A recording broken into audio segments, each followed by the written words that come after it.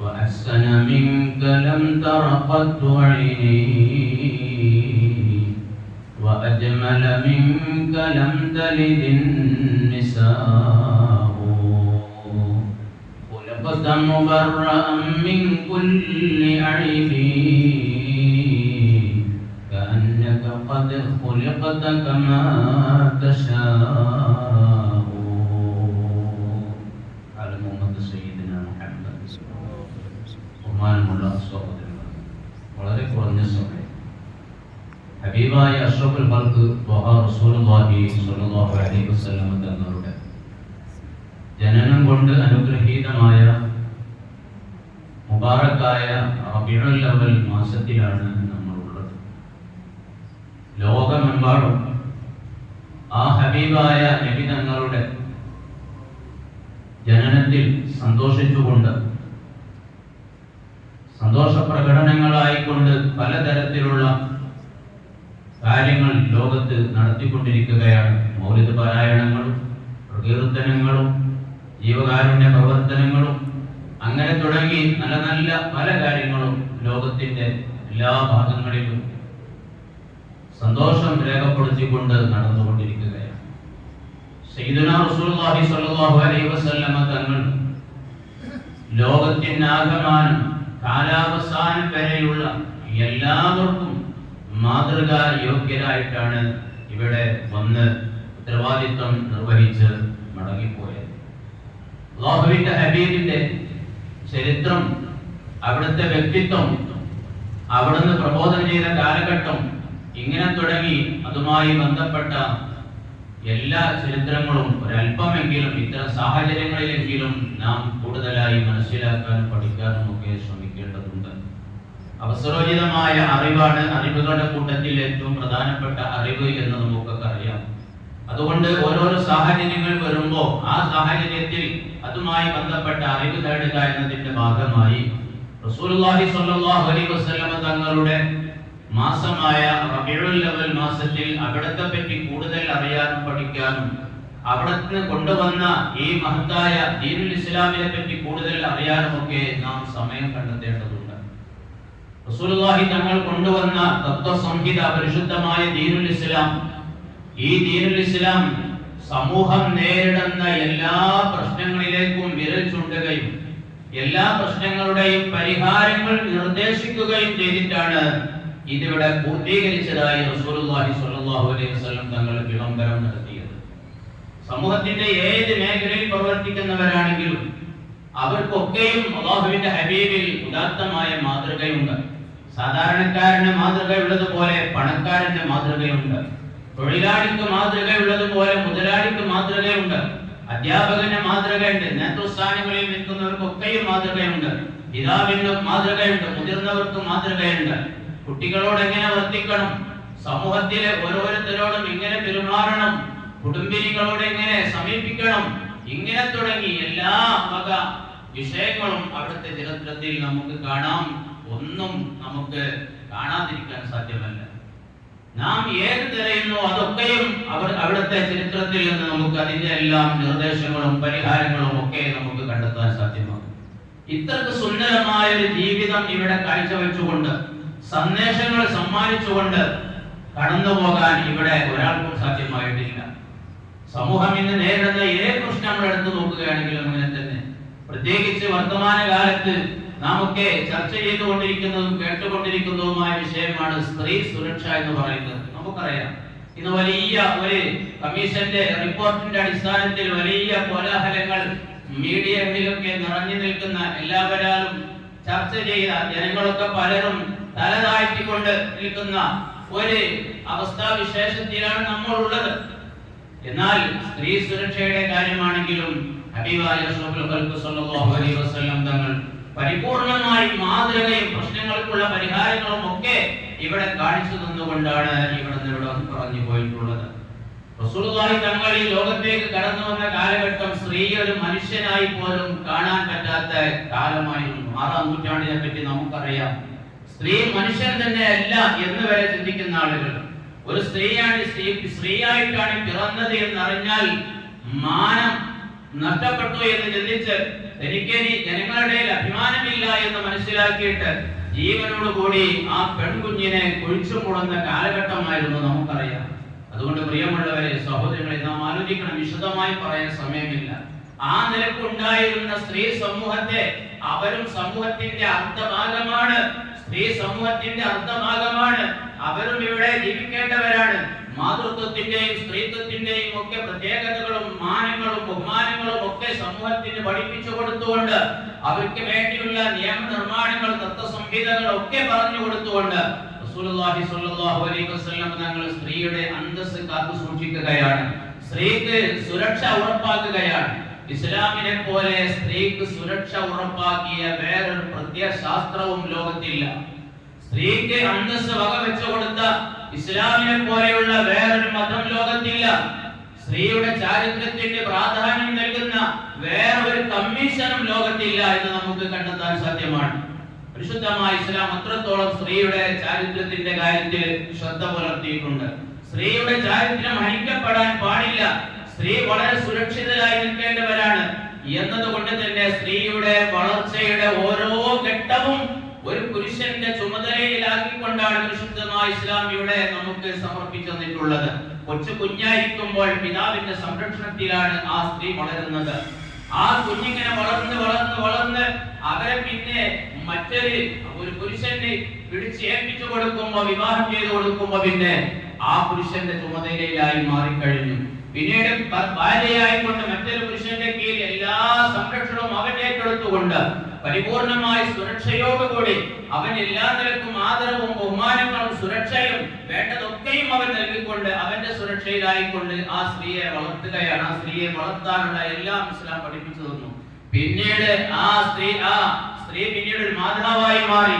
പിന്നീട് ആ മാതാവായി മാറിയപ്പോ മക്കൾക്കും ഈ മാതാവിനോട് ഒരുപാട് ബാധ്യതകൾ എന്നോണം ഒരുപാട് ബഹുമാനങ്ങളും ആദരവുകളും ബാധ്യതകളും ഒക്കെ കാണിച്ചു കൊടുത്തുകൊണ്ട് അതും കഴിഞ്ഞ് പിന്നീട് വൃദ്ധയാകുന്ന നേരത്തെ മാതാവിന്റെ സംരക്ഷണ ചുമതല ഏൽപ്പിക്കപ്പെട്ട മക്കൾ ഇങ്ങനെ തുടങ്ങി അന്ത്യം വരെ സ്ത്രീ ഒരിക്കലും കഷ്ടപ്പെടേണ്ടതില്ല, സ്ത്രീ ഒരിക്കലും വിഷമിക്കേണ്ടതില്ല. പരിപൂർണമായ സ്ത്രീ പുരുഷന്മാരുടെ സംരക്ഷണത്തിൽ ചുമതലയിൽ വളരേണ്ടവരാണ് എന്ന വലിയ സന്ദേശങ്ങൾ ഇസ്ലാം മാത്രമേ നൽകിയിട്ടുള്ളൂ. ഇസ്ലാമിന് മാത്രമേ ഇങ്ങനെ നൽകാൻ സാധ്യമായിട്ടുള്ളൂ. അതുകൊണ്ട് തന്നെ സ്ത്രീയുടെ കാര്യത്തിൽ ഇത്ര വലിയ സുരക്ഷയ്ക്ക് പ്രാധാന്യം നൽകിയ മതമായതുകൊണ്ട് തന്നെ സ്ത്രീ ഒരിക്കലും അവരുടെ മാനം നഷ്ടപ്പെടാൻ പാടില്ല, അവരുടെ ചാരിത്രം ഒരിക്കലും പിച്ചു ചീന്തപ്പെടാൻ പാടില്ല എന്നതുകൊണ്ട് തന്നെ അതിന്റെ പഴുതുകളൊക്കെ പരിശുദ്ധമായ ഇസ്ലാം അടച്ചു. എന്തിനേറെ നമുക്ക് കാണാം പരിശുദ്ധമായ ഖുർആൻ ശരീഫിൽ കുല്ലിൽ മുഅ്മിനീന യഗ്ളൂ മിൻ അബ്സാരിഹിം വയഹ്ഫളൂ ഫുറൂജഹും. നബിയെ, വിശ്വാസി സമൂഹങ്ങളോട് നിങ്ങൾ പറയണം, യഗ്ളൂ മിൻ അബ്സാരിഹിം, അന്യ സ്ത്രീകളിലേക്ക് നോക്കരുത്. അന്യ സ്ത്രീകളെ കാണാനിടയാകുമ്പോൾ കണ്ണു ചിമ്മിക്കളയണം, നോക്കരുത്. അതേപോലെ സ്ത്രീകളോട് ഇങ്ങോട്ടും വകുല്ലിൽ മുഅ്മിനാതി യഗ്ളൂന മിൻ അബ്സാരിഹിന്ന, അന്യ സ്ത്രീകൾ പുരുഷന്മാരിലേക്കും നോക്കരുത്, കണ്ണു ചിമ്മിക്കളയണം. യാദൃശ്ചികമായിട്ടുള്ള ഒരു നോട്ടത്തെ പറ്റി എല്ലാവരും പറഞ്ഞത്. ഹബീബ് അബീ താലിബ് റളിയല്ലാഹു അൻഹുവിനെ വിളിച്ചുകൊണ്ട് ഹബീബായ നബി തങ്ങൾ പറഞ്ഞു, യാ അലി ലാ തുദ്ഇ നദറത അൻ നദറ ഫഇന്ന ലകൽ ഊലാ വലൈസ ലക അൽ ആഖിറ. ഓ അലിയെ, നീ ഒരു നോട്ടം നീ നോക്കിപ്പോയാൽ പിന്നീട് തുടർന്ന് അതിനെ തുടർന്ന് രണ്ടാമതും നീ നോക്കിപ്പോകരുത്. ആ നോട്ടം നീ ദീർഘമാക്കി പോകരുത്. ആദ്യത്തെ അവിചാരിതമായുള്ള നോട്ടം അത് നിനക്ക് അനുവദിച്ചതാണ്, നിനക്ക് അതിന് വിരോധമില്ല. തുടർന്ന് നോക്കൽ അത് നിനക്ക് അനുവദനീയമല്ല എന്ന് അലി റളിയല്ലാഹുവിനോട് അന്ന് റസൂലുള്ളാഹി തങ്ങൾ പറഞ്ഞത് സമൂഹത്തിന്റെ കാലാവസാനം വരെയുള്ള ഓരോരുത്തർക്കും ബാധകമാണ്. എന്തിനാണ് ആ നോട്ടത്തിന് പോലും വിലക്കേർപ്പെടുത്തിയത്?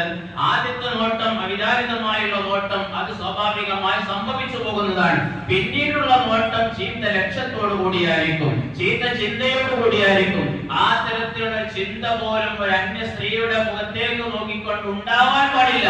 അത്രക്ക് സുരക്ഷയിലാണ് അവർ ജീവിക്കേണ്ടത് എന്ന് പരിശുദ്ധമായ ഇസ്ലാം നിർദ്ദേശിക്കുകയാണ്. മാത്രമല്ല റസൂലുള്ളാഹി തങ്ങൾ പറഞ്ഞു, ലാ യഖ്ലുവന്ന റജുലുൻ ബിംറഅത്തിൻ ഇല്ലാ മഅഹാ മഹ്റമിൻ, ഒരു പുരുഷനും ഒരു അന്യ സ്ത്രീയോട് കൂടി ഒരു സ്ഥലത്ത് ഒരുമിച്ചാവരുത്. ആ സ്ത്രീയുടെ കൂടെ അവളുടെ മഹ്റം ഉണ്ടായിട്ടല്ലാതെ, അവളുടെ വിവാഹബന്ധം പാടില്ലാത്ത മറ്റു പുരുഷന്മാർ അവളുടെ കൂടെ ഉണ്ടായിട്ടല്ലാതെ ഒരു അന്യ പുരുഷന്റെ അടുത്ത് ഒരു സ്ത്രീ ഒറ്റയ്ക്കാവാൻ പാടില്ല. അത് ആരുടെ അടുത്താണെങ്കിലും, ഡോക്ടറുടെ അടുത്താണെങ്കിലും, മറ്റാരുടെ അടുത്താണെങ്കിലും, എവിടെയാണെങ്കിലും, ഏത് ഓഫീസുകളിലാണെങ്കിലും ഒക്കെ എല്ലായിടത്തും ഇത് ബാധകമാണ്. കാരണം എന്താ? ഒരു അന്യ സ്ത്രീയും ഒരു അന്യ പുരുഷനും മാത്രമാകുമ്പോൾ അവിടെ ചിന്ത മാറിപ്പോകും, അവിടെ പിശാച് കയറി വരും, സ്ത്രീയുടെ സുരക്ഷ അത് നഷ്ടപ്പെട്ടു പോകും, സ്ത്രീയുടെ മാനം ഹനിക്കപ്പെടും, സ്ത്രീക്ക് അപകടം സംഭവിക്കും. ഇസ്ലാം നൽകിയ നിർദ്ദേശം നാം ആലോചിക്കണം.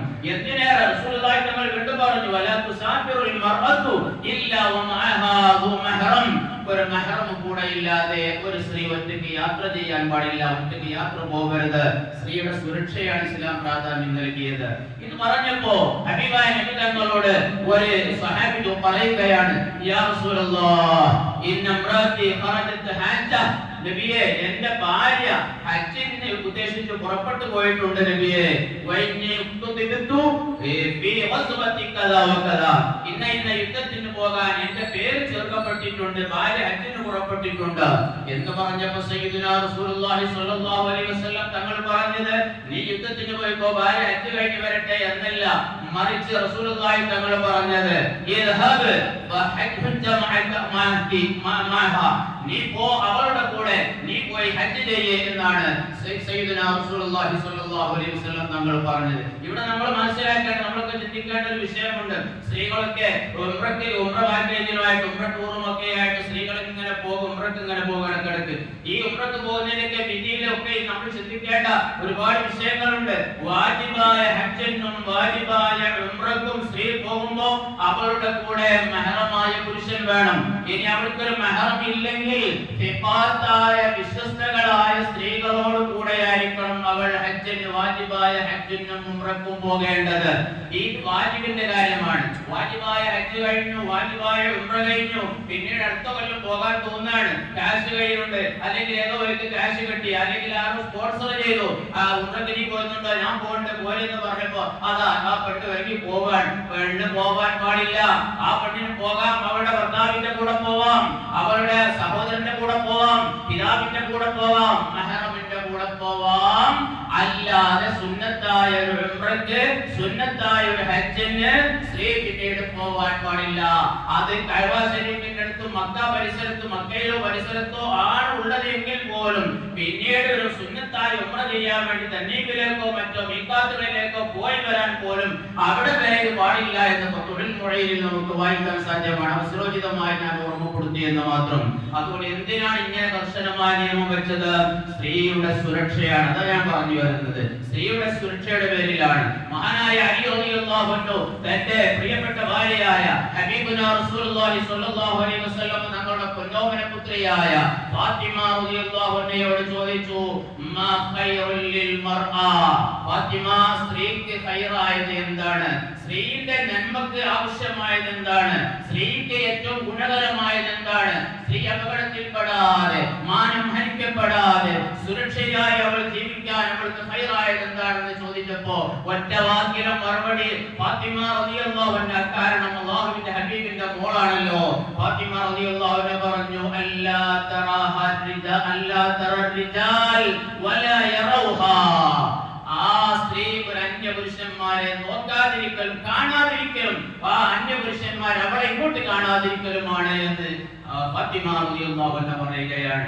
അന്യപുരുഷനെ അങ്ങോട്ടും ഇങ്ങോട്ടും കാണാനും ഇടപെടാനും കൂടിക്കലരാനും ഒക്കെ ഉള്ള അവസരങ്ങൾ ഉണ്ടാകുമ്പോ പിന്നീട് അതിലൂടെ പലതും ഉണ്ടാകും, പലതരത്തിലുള്ള സ്ത്രീയുടെ സുരക്ഷ നഷ്ടപ്പെടുന്ന അവസ്ഥ ഉണ്ടാകും എന്ന് നമുക്കറിയാം, നമുക്കൊക്കെ മനസ്സിലാക്കാം.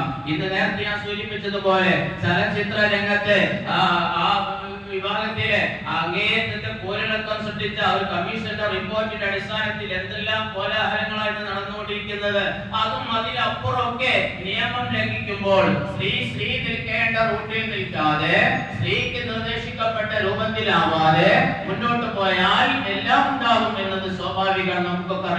നമുക്കറിയാം നിയമം ലംഘിച്ചു കഴിഞ്ഞാൽ ഏത് വിഷയത്തിലാണ് ആ വിഷയത്തിൽ വെച്ച നിയമം ലംഘിച്ചു കഴിഞ്ഞാൽ, നിയമം ലംഘിച്ചാൽ അതിന്റെ അപ്പുറത്ത് പിന്നീട് ഉണ്ടാകുന്നത് അപകടങ്ങളായിരിക്കും. പാടില്ലാത്ത കാര്യങ്ങളായിരിക്കും. അത് ഈ വിഷയം മാത്രമല്ല, ഏത് വിഷയത്തിലുള്ള നിയമം വെക്കുന്ന എന്തിനാണ്? നിയമം പാലിക്കാനാണ്. നിയമം ലംഘിച്ചു കഴിഞ്ഞാൽ പിന്നീട് അരുതാത്ത പലതും, പാടില്ലാത്ത ഇഷ്ടമില്ലാത്ത പല അപകടങ്ങളും പല ദുരന്തങ്ങളും ഉണ്ടാകും എന്നത് സ്വാഭാവികമാണ്. കൂട്ടത്തിൽ ഓർമ്മപ്പെടുത്താം, ഇന്ന് കാലത്തൊക്കെ നമ്മുടെയൊക്കെ ഓരോ ഗ്രാമങ്ങളിൽ പോലും സ്ത്രീകളുടെ കാര്യത്തിൽ വളരെ നമ്മൾക്ക് അങ്ങേയറ്റം നിഷ്കർഷത പാലിച്ചിരുന്നു. സ്ത്രീകൾ അവരുടെ കാര്യത്തിൽ വളരെയധികം സൂക്ഷ്മതയും കൂടിക്കലർന്നതിനെ തൊട്ട് വളരെയധികം ശ്രദ്ധയും അവർക്ക് പാലിച്ചിരുന്നു. എന്നാൽ ഇന്ന് വർത്തമാന കാലഘട്ടത്തിൽ വിവാഹം എന്ന് പറഞ്ഞാൽ എല്ലാറ്റിനും അങ്ങ് അഴിഞ്ഞാടാനുള്ള ഒരു അവസരമാണ് എന്ന് നമ്മുടെയൊക്കെ ഗ്രഹങ്ങളിലുള്ള വനിതകൾ പോലും മനസ്സിലാക്കിയ സാഹചര്യത്തിൽ നമ്മളൊക്കെ ജീവിക്കുന്നത്. നാം ആലോചിക്കണം, അങ്ങേയറ്റം എല്ലാ വിവാദത്തും എല്ലാ കർമ്മങ്ങളും എല്ലാ സൂക്ഷ്മതയും ചെയ്യുന്ന ഉമ്മമാര് സഹോദരിമാര് പോലും കല്യാണത്തിന് അന്ന് എന്തു ആവാ എന്നുള്ള ഒരു അവസ്ഥയിലേക്ക് ഇന്ന് എത്തിക്കഴിഞ്ഞിട്ടുണ്ട്. പ്രത്യേകിച്ച് ഓഡിറ്റോറിയങ്ങളിലേക്ക് നീങ്ങിയ കല്യാണത്തിൽ പറയാതിരിക്കാൻ വയ്യ. ഓഡിറ്റോറിയങ്ങളിലേക്ക് ആയാൽ പിന്നെ അവിടെ അന്യാണെന്നോ അന്യപുരുഷനെന്നോ കൂടിക്കലരാന്നോ ഒരേ ടാബ് വെച്ച് തന്നെ അന്യ ആണുങ്ങളും ഒരു പെണ്ണുങ്ങളും ഒക്കെ ഭക്ഷണം കഴിക്കുക, ഇങ്ങനെ തുടങ്ങി യാതൊരു ഹിജാബില്ല, ഒരു മറയില്ല, ഒരു നിയന്ത്രണമില്ല, എല്ലാം ഒരു ഒറ്റപ്പാട് ഒരു കൂടിക്കുഴഞ്ഞ ഒരു അവസ്ഥാവിശേഷമായി എന്നുള്ളത്. ഇതൊക്കെ നിയന്ത്രിക്കൽ അനിവാര്യമാണ്, ശ്രദ്ധിക്കൽ അത്യാവശ്യമാണ്. ഇതൊക്കെ ചീത്ത റൂട്ടാണ് എന്ന് നമ്മൾ ഓരോരുത്തരും മനസ്സിലാക്കൽ അനിവാര്യമാണ് എന്ന അവസരമായി ഞാൻ ഓർമ്മപ്പെടുത്തുകയാണ്. അതുകൊണ്ട് പ്രിയമുള്ളവരെ, ഞാൻ ദീർഘിപ്പിക്കുന്നില്ല. ചുരുക്കത്തിൽ ഞാൻ പറഞ്ഞു വന്നത് ഒരു വിഷയം പറഞ്ഞ പതിലൂടെ മാത്രം വന്നു എന്നുള്ളൂ. അല്ലാഹുവിന്റെ റസൂലിന്റെ ജീവിതത്തിൽ, ചരിത്രത്തിൽ സമൂഹം ചിന്തിക്കുന്ന, സമൂഹത്തിനെ ബാധിക്കുന്ന, സമൂഹത്തിൽ ചർച്ചയാകുന്ന എല്ലാ വിഷയം എടുത്തു നോക്കിയാലും അതിനൊക്കെ പരിഹാരം പരിശുദ്ധമായ ഇസ്ലാമിലൂടെ ഹബീബായ റസൂലുള്ളാഹി സ്വല്ലല്ലാഹു അലൈഹി വസല്ലം തങ്ങൾ നമുക്ക് കാണിച്ചു തന്നിട്ടുണ്ട്. അതുകൊണ്ട് അവസരോചിതമായി വിഷയങ്ങളൊക്കെ നാം പഠിക്കുകയും വിഷയങ്ങളൊക്കെ നാം മനസ്സിലാക്കുകയും വേണം. പ്രത്യേകിച്ച് സാന്ദർഭോചിതമായി ഹബീബായ നബി തങ്ങൾ കൊണ്ടുവന്ന പരിശുദ്ധമായ ഇസ്ലാം എന്ന സുന്ദരമായ ദീനിനെ പറ്റി കൂടുതൽ പഠിക്കാൻ, ഹബീബായ നബി തങ്ങളെ പറ്റി കൂടുതൽ മനസ്സിലാക്കാൻ നമ്മളൊക്കെ ശ്രദ്ധിക്കണമെന്ന് ഓർമ്മപ്പെടുത്തിക്കൊണ്ട് അല്ലാഹു റബ്ബുൽ ഇസ്സത്ത് ഹബീബായ നബി തങ്ങളുടെ ചര്യ പിന്തുടർന്ന് ജീവിക്കാൻ നമുക്ക് തൗഫീഖ് പ്രദാനം ചെയ്യുമാറാവട്ടെ. നമ്മുടെ അഅമാലുകളൊക്കെ അല്ലാഹു തആല കബൂലാക്കുമാറാവട്ടെ. ഈ ലോകത്തും അല്ലാഹു തആല നമുക്ക് എല്ലാവിധ ഇസ്സത്തും അന്തസ്സും നിലനിർത്തി തരുമാറാവട്ടെ.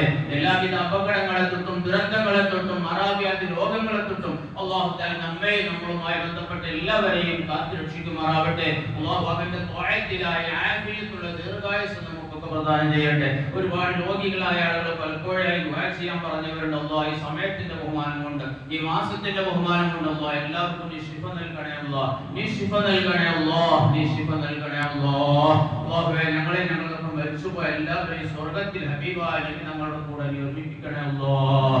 അല്ലാഹുവേ, ഹബീബായ നബി തങ്ങളുടെ കൂടെ നീ ഒരുമിപ്പിക്കണേ അല്ലാഹ്. ആ ഹബീബിനെ യഥാവിധി സ്നേഹിക്കാനും ഇഷ്ടപ്പെടാനും മദ്ഹുകൾ പറയാനും സ്വലാത്ത് ദിക്റിപ്പിക്കാനും ഒക്കെ ഞങ്ങൾക്ക് നീ തൗഫീഖ് പ്രദാനം ചെയ്യണേ അല്ലാഹ്. റബ്ബനാ തഖബ്ബൽ മിന്നാ ഇന്നക അൻതസ് സമീഉൽ അലീം.